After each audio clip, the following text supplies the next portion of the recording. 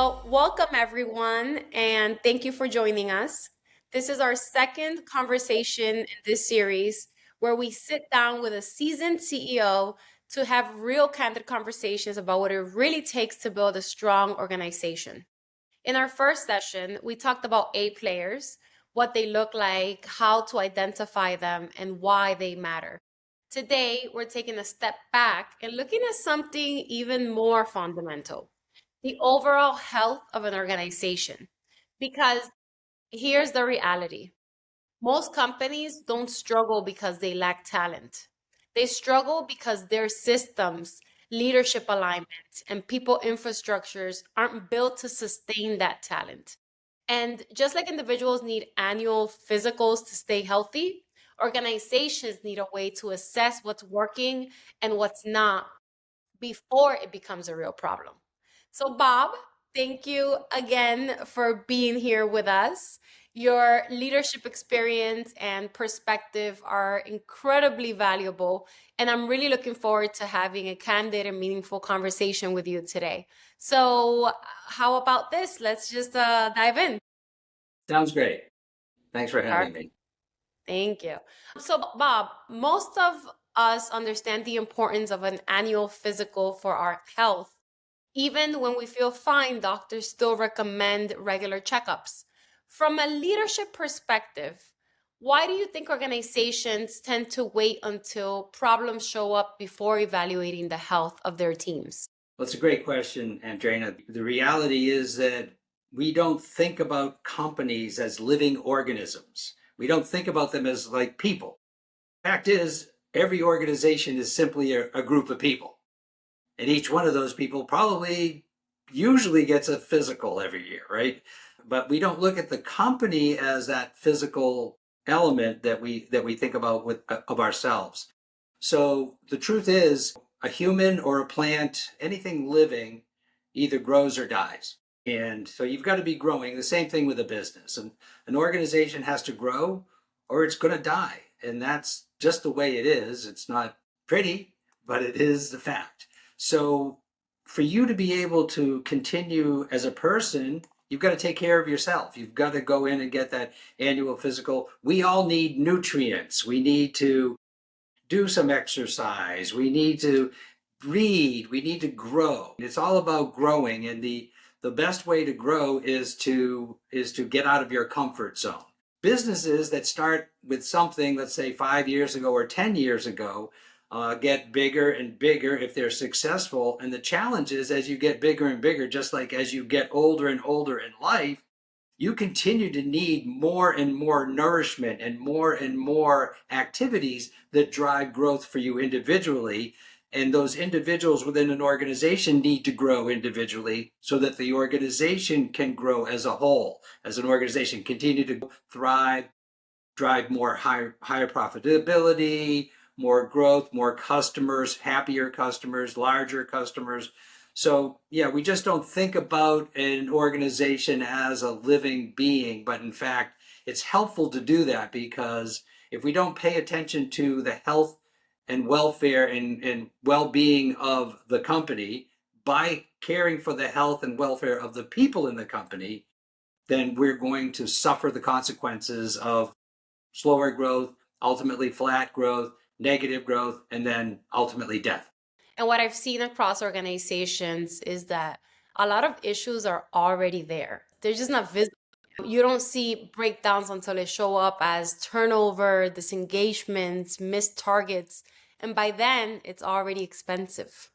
So the idea of preventative organizational care becomes really powerful here. Just like medicine has preventative care, organizations need the same approach when it comes to people and when it comes to leadership. So, in your experience working with leadership teams, what are some of the most common issues that leaders don't see coming until they start affecting performance or even culture? Well, very common that communications is an issue. Many employees, when they're surveyed and you ask them, what is the biggest problem that you have within your organization? They frequently say, the most frequent response is, the left hand doesn't know what the right hand is doing. We don't get the communication. We don't know where this ship is going. We're just on the ship. So communication is usually a very big issue with all companies. In fact, I will say that even the companies that score the highest in employee engagement and are growing and are thriving still are cited, the employees will still say, I'm not getting enough communication. I'm not getting enough of what's going on. I'm not in the inner circle here. And everybody can't be on the inner circle. So what happens is, as companies scale and get larger, so let's say very different from a 10-person company to a 100-person company. In a 100-person company, you don't know everybody's name anymore. It's very difficult.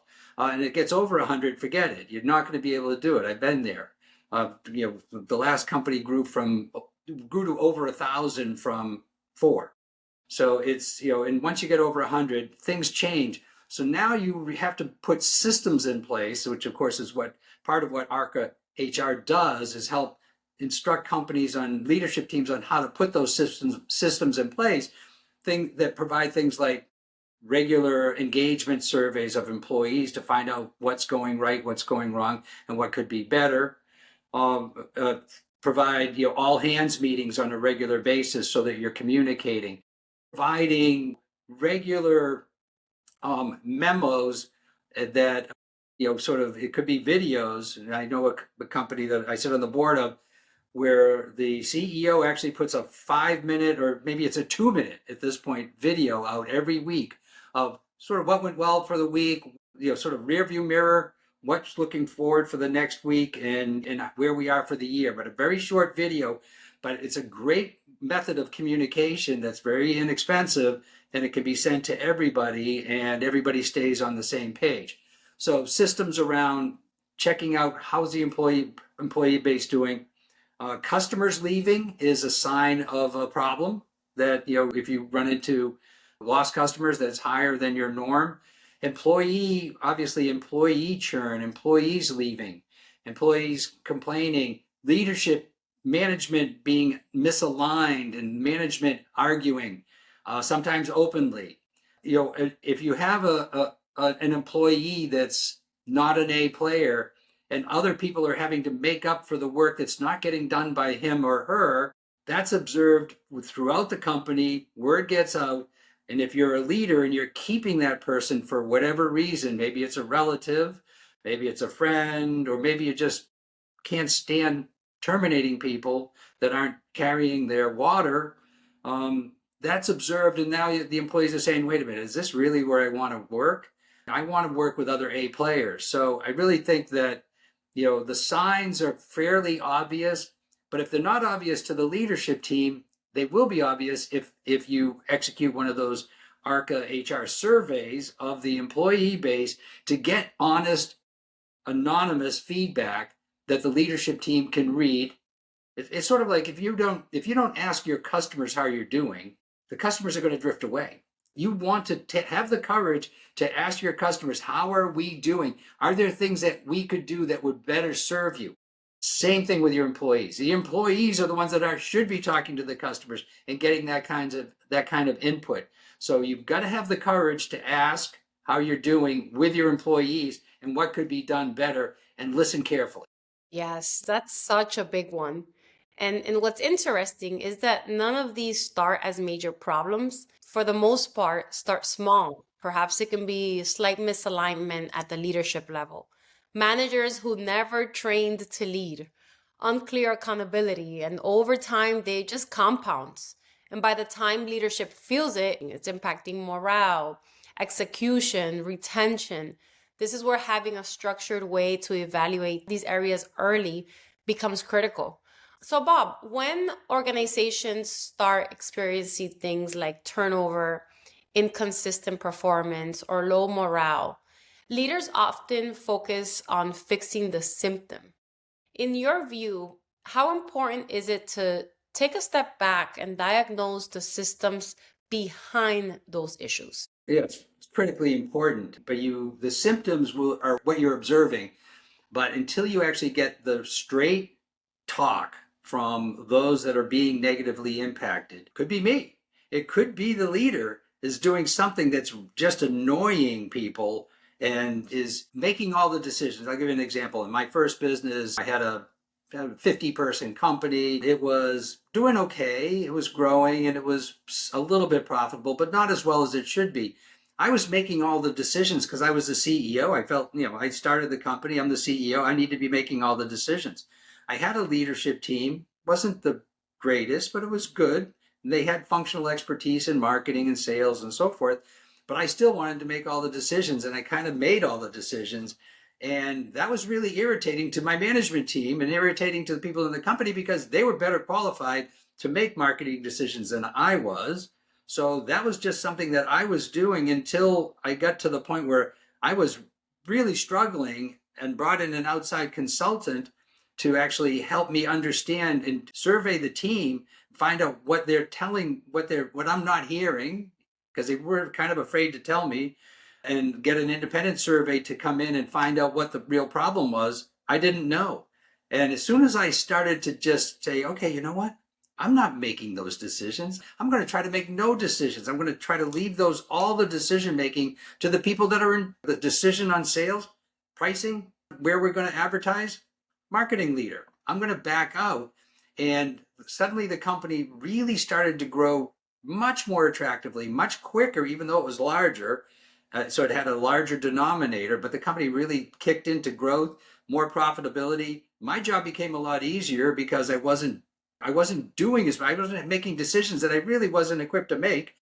I was relying on, and if they wanted to have a conversation, we had a conversation. I could provide my input, but at the end of the day, I left it to those senior leaders to actually make those decisions. But those are the types of things that sometimes, frequently, it requires an outside perspective to come in and help you understand what you're not understanding yet. And this is where I think a lot of organizations get stuck, because what looks like a people problem is usually a system problem. And what we've seen in most issues that tie back to four core areas, which is how talent is hired, how people are supported and retained, how performance is managed, how organization is structured.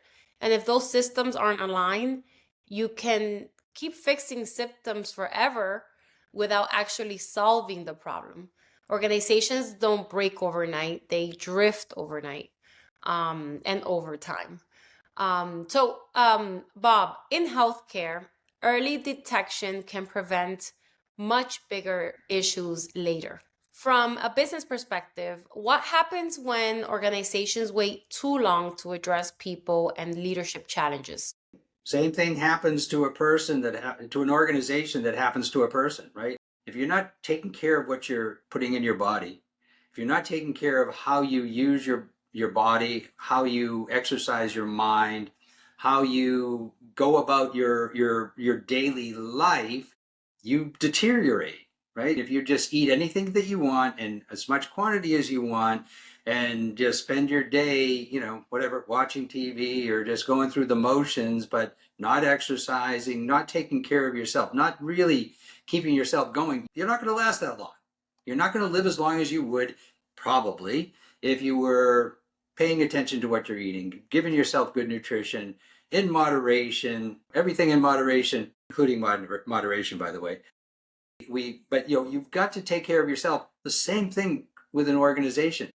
The challenge is as the organization grows, it becomes more difficult because you have layers, right? You've got, instead of 10 people that all you see every day or you can see and talk with every day, you've got 50 people. And those people, some of those 50 people, 40 of them don't report to you. You're disconnected from them by another person in between. So they're not getting the messages directly. So you have to work harder to create a system of communication that makes sure that they remain focused on what your values are, for example, whether you've got integrity is central to your value system, as we did and do. You have to make sure that that is constantly being reinforced. And you have to make sure that the people that are dealing directly with the people that aren't reporting to you are reinforcing those value concepts on a regular basis. And using examples of when we mess up to say, we can't deliver in 30 days. You told the customer that we deliver in 30 days. We take 90 days to deliver. There's no reason to tell them something that we're not going to do. That hurts our reputation. It makes us have to go back and say, hey, I'm sorry, he made a mistake. It's not 30 days, it's really 90 days. And now we're looking like we're not in sync with each other. So you've got to put integrity at the front of your whole game. As an Love example. I love that integrity in the front of your game. Huh. And this is where the cost becomes very real, right? Because it's not just an HR issue, it's a business issue. It shows up as losing your best people, slower execution, leaders burning out, managing the same issues over and over again.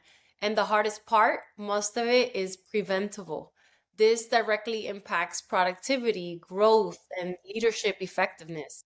So, for founders, Bob, and executives joining us, listening to this, if they wanted to start thinking about the health of their organization in a more structured way, where should they begin?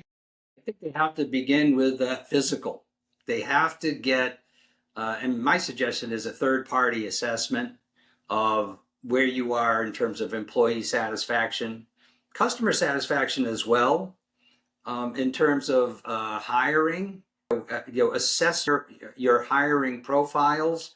Make sure that you've got scorecards that create opportunities for A players.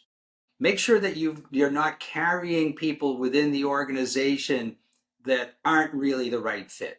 And we all have done this.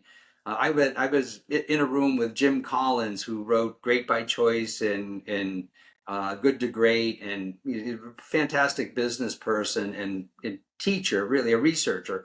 And I was with 60 other CEOs that were all part of a private equity firm's CEOs. And he said, I'm a researcher. I'm going to ask this question of all you CEOs. Raise your hand if after you terminated somebody on your team, you said to yourself, I did that too quickly. No hands went up. None. All 60 of us CEOs wait too long. Admitted, we never have fired too early. But the truth is, when you have a problem, when you think you have a problem, you do. And it's 3 times worse than you think it is. So there's an old adage that is hire slowly, because it's really hard to terminate somebody. So be very careful in the hire. Make sure that this is a person that you've got a very specific scorecard that describes exactly what they're going to be doing and need to be delivering, and that they agree on that in the interview process, that they can and will deliver this type of all of these things every month. Be sure you have that so that you can go back to it afterwards and evaluate whether the person actually is doing what that person said that they were going to do. And if they aren't, you've got to fire. Fire quickly. So hire slowly, fire quickly, and if you think you have a problem, you do. And it's 3 times worse than you think it is. Yeah. I think that, thank you, Bob. I think that the biggest takeaway from today is this. Organizations don't fail because of one big issue. They struggle because of small issues that go unseen for far too long. And just like an annual physical gives individual clarity about their health, organizations need the same level of visibility when it comes to their people, leadership, and systems. And so at Arka HR, that's exactly why we build our HR gap assessment, not as an HR exercise, but as a business diagnostic tool for leadership teams, a way to step back, evaluate what's really happening inside the organization, and make informed decisions before issues become costly.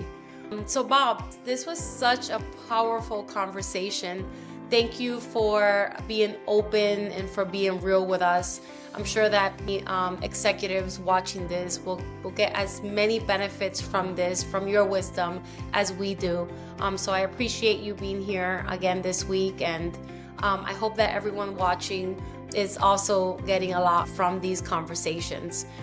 So thank you, Bob, once again. My pleasure. Anytime.